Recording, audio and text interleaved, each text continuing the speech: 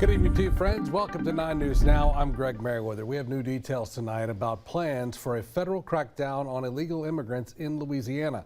The feds are expected to send agents to New Orleans on December 1st. This operation has support from Louisiana leadership. Attorney General Liz Murrill released a statement noting the state's recent law that made it illegal to interfere with any federal immigration enforcement.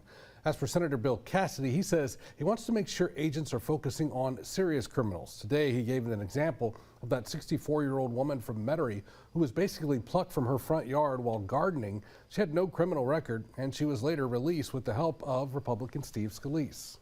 That she had several children born here in the United States, and I gather good Republicans, but somehow she had missed a trial date like a decade ago.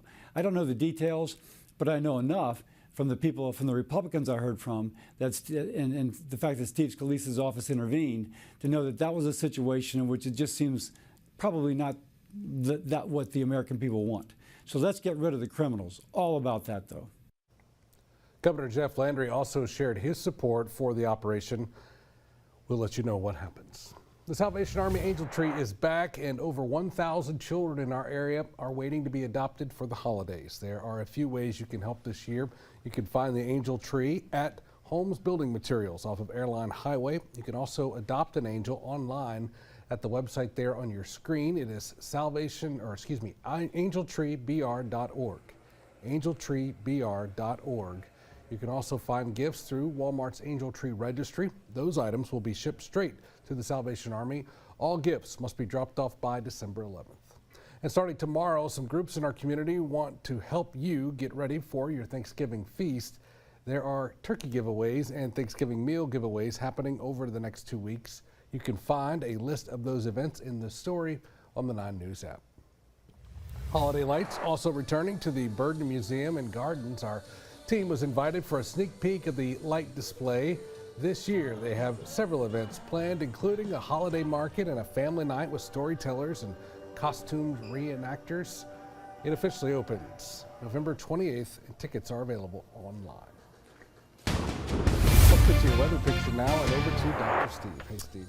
Hey, Greg, once again talking about fog potential tonight. Dense fog advisory, excuse me, in effect for most of our viewing area from midnight through 9 o'clock on Tuesday. Now, a live look outside tonight shows certainly no issues as of yet. That's our Sky 9 view from Port Allen looking over downtown. And visibility locally doing fine. Starting to see a drop around the Pearl River. That's similar to what happened last night. And Lake Charles down just a little bit at 5 miles. Temperature-wise, mild outside this evening, anywhere from the upper 60s to around 70. Baton Rouge, Gonzales, Patterson all checking in at even 70 degrees. All right, let's give you a look at the fog development as we head into the overnight. Midnight, we're starting to see visibilities drop, and through the overnight, fog develops, becomes more widespread. There we are at daybreak. May not be everywhere around South Louisiana, but there will be a good bit of it, so just be ready for that potential getting out the door. Notice how our forecast holds on to some of it as late as about 10 o'clock in the morning, and then it gets out of here. So it could be around through at least mid-morning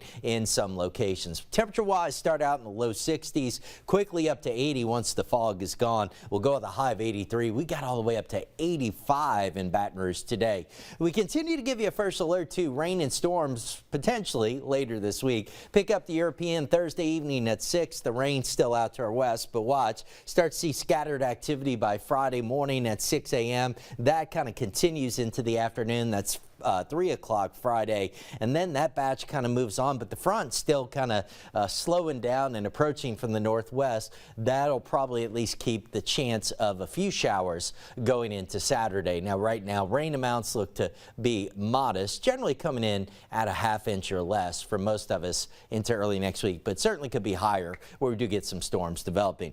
Otherwise, I've got highs at or above 80 right on into the weekend. Best rain chance coming up on Friday. A few lingering showers this weekend, and while not quite as warm, still above normal in temperatures into early next week. Looks like you might get another pretty good shot at rain by next Tuesday. Greg? All right, Steve, thank you.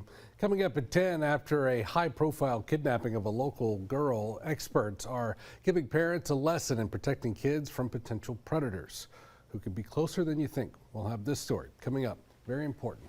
Coming up tonight at 10.